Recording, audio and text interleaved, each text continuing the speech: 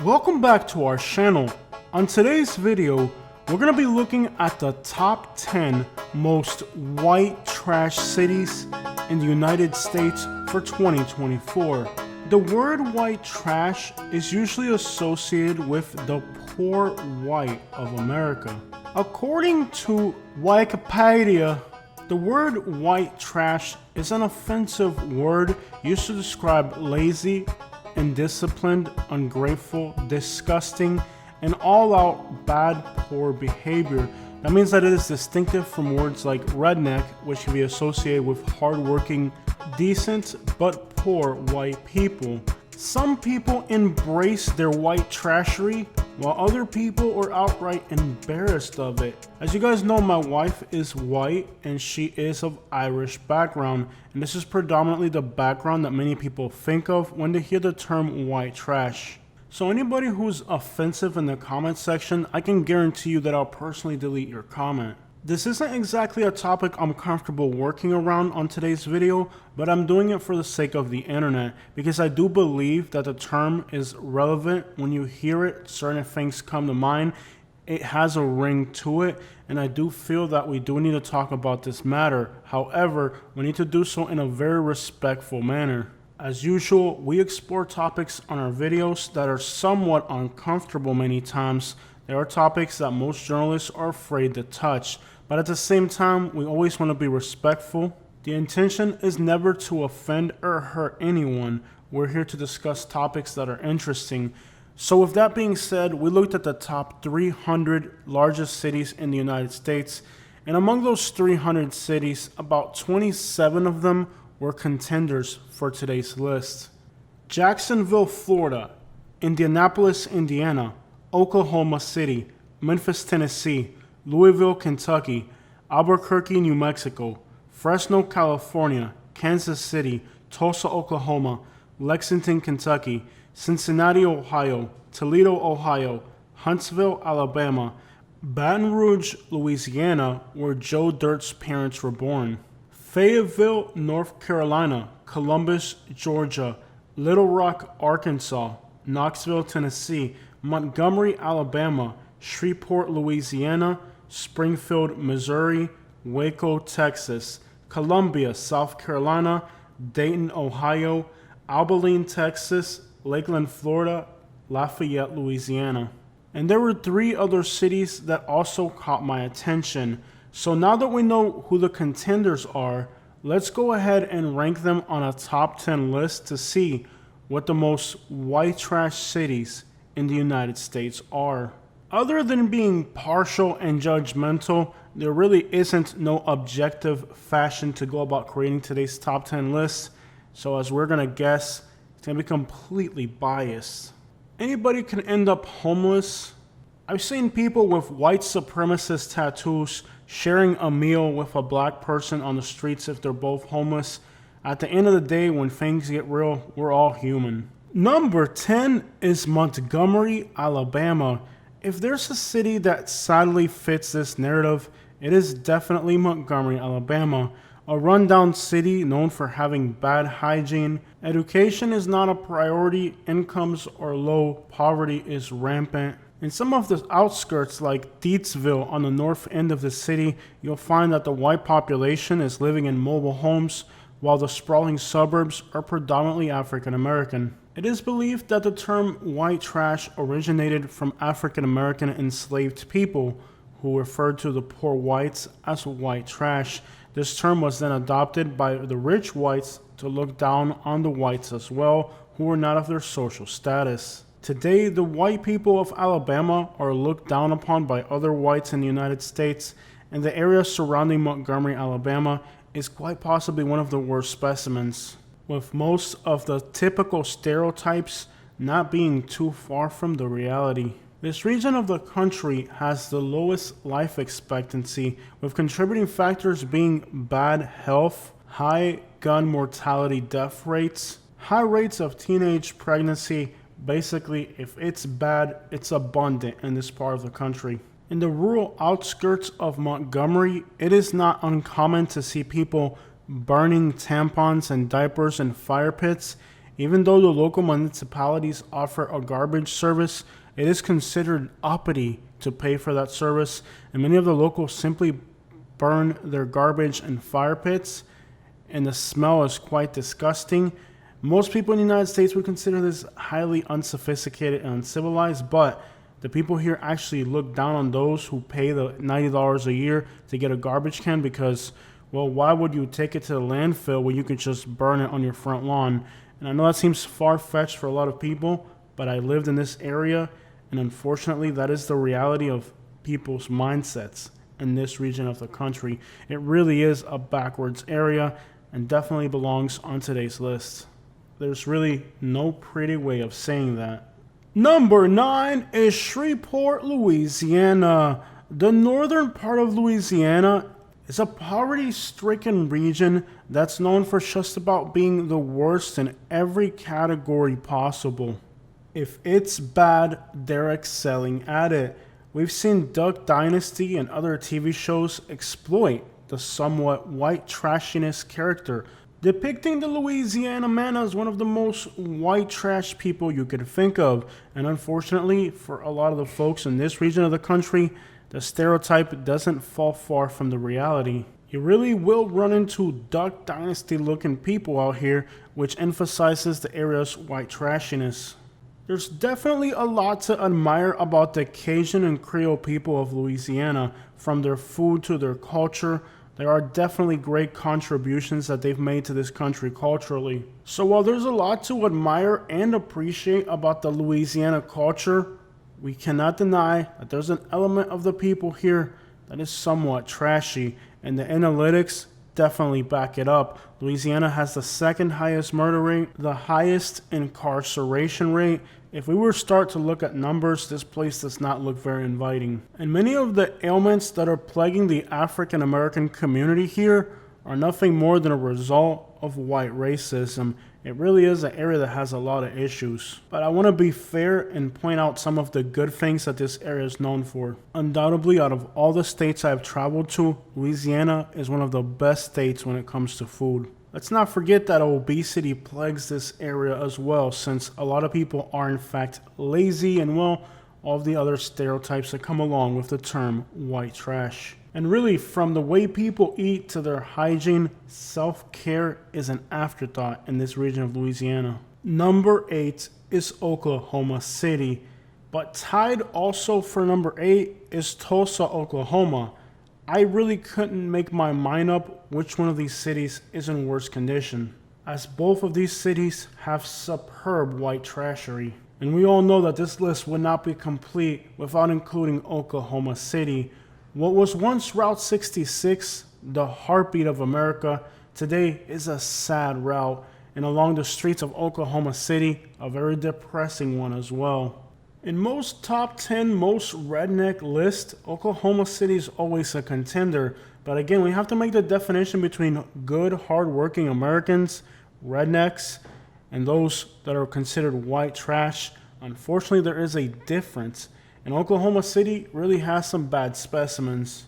It really embodies everything that this nasty term is associated with. Much of the landscape is nothing more than rundown motels, addiction, poverty. It really just has a very depressing vibe. Frankly, this city just reeks with misery, and at some point you're gonna see something in Oklahoma City that's gonna shock you. Look at the color of those pillows, and they're just drying them in the sun to use them in a homeless camp behind a gas station. It's stuff like this that just breaks your heart traveling across America. I think neither Oklahoma City nor Tulsa could have escaped today's list. I just really couldn't try to wrap my brain around trying to figure out which one of these cities is trashier, so they're tied at number 8. Number 7 is Waco, Texas. Now here we see a redneck. Notice he's got a job, a hard hat, and he's walking fast to get somewhere. But unfortunately in Waco, Texas, there's a lot more of the white trash specimen than there are of the hardworking redneck. Now there's a particular TV show that has glamorized Waco, Texas, and really my expectations for this town when I got there were really high because I've been watching a particular TV show that glamorizes The Beauty of Waco, Texas. It's a very popular American TV series. However, let me let you know that that is a complete ball of crap. Waco, Texas is absolutely run down, decrepit, nasty, and it's possibly one of the worst places you could ever try to renovate a home in America because the amount of white trashery present here is undefeatable. It's interesting to see how the TV, the media, portrays Waco, Texas versus the actual reality of living in this town. Just think for a minute that I rated Waco, Texas more white trashy than Oklahoma City. Well, there's definitely no shortage of fixer-uppers in this particular town. Property maintenance and personal hygiene, however, is definitely more scarce. How do you even live like that, bro? Like, how hard is it to just be clean and decent? Well, apparently if you're white trash, it's a very challenging prospect. And I know I said I was going to be decent and respectful, but come on, bro, how do you live like that? Number 6 is Fayetteville, North Carolina. Why is this guy driving down the wrong way in a bicycle? See, the white people of Fayetteville, North Carolina try to do white people things like wearing masks and riding a bicycle, but the white trash in them just won't let them do it the right way. Don't get me wrong, the intentions are good. They are trying not to be white trash, but their actual results are unsatisfactory. They run down to Florida on vacation and they try to mimic what they see rich, decent white people doing, things like playing golf or riding horses, and they try to carry out those same white activities. They just can't figure out how to do it the right way. They'll do things like riding a horse through a mall, or they'll end up teeing off playing golf in a cemetery. Like, the intention to be a better white person is there. Like, they'll have a Jersey Mike's, but instead of putting it in the suburbs, they'll put it right in the middle of the hood. Like, they're trying to do things the way most decent white folks would go about them, but there's just an element in their nature that they can't figure out quite how to do it the right way. And then when other decent white people driving on their way to Washington, D.C. drive through their town and tell them that they're going about it all wrong, they become very angry and frustrated. And well, if you've been to Fayetteville, North Carolina, you've seen how angry and frustrated these people are because they've been trying to do the white thing the wrong way for so long that it's really just become frustrating for them. They haven't given up on trying to be decent white people. They just can't figure it out. Well, most decent white folks wouldn't walk out of Fayetteville, they'd run out of this town. Number 6 is Springfield, Missouri. Now, these uneducated white folks haven't even figured out how to use a sidewalk. Many times you'll see them walking with an umbrella down the middle of the road, thinking that the central median is the actual sidewalk. And again, lots of effort, but they just can't figure it out right. A lot of businesses like Starbucks have left, and Waffle Houses and muffler shops have moved in. Springfield, Missouri is the largest white majority city in the United States. However, it's not white people like you would find in Naples, Florida, or Scottsdale, Arizona. These white folks have a few recalls on them. There have to be some defective item lawsuits out there for the city. At least here in Bradenton, Florida, we keep our white trash at the Wawa gas stations, but they haven't figured out in Springfield, Missouri that the downtown of a city, their main freaking plaza, can't be a freaking needle junkie gathering ground like it's some type of needle junkie Woodstock. And Willie Nelson's going to be playing the guitar with a needle instead of a pick. I had to Kendrick Lamar, my wife, be humble because she saw the other white people there and she was like, Jose, look at these white people. They are so trashy. I was like, honey, just be humble and be glad that you're from Michigan and not freaking Springfield, Missouri. I was like, Katie, I've seen your bluegrass collection. Don't get all uppity with me all of a sudden because you're in Springfield, Missouri, and now you feel like you're better than these other white people.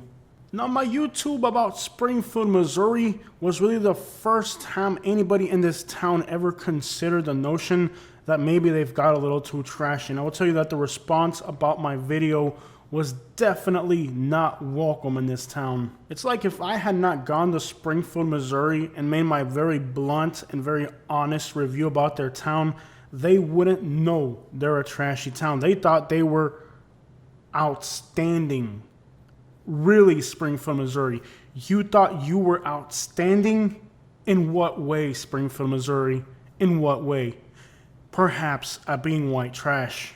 Yeah, they were really hurt because no one had ever told them they were trashy. All the other white people from decent places just drove through and didn't say anything. I was the only one. I was like, hey, look at how trashy this place is. Boy, were they shocked to know the truth. State Highway D. Yeah, this town needs help, man. Okay. Head This south town toward East State needs Highway D, help. East Sunshine Street. The amount of homelessness and addiction in this town is insane. Yeah.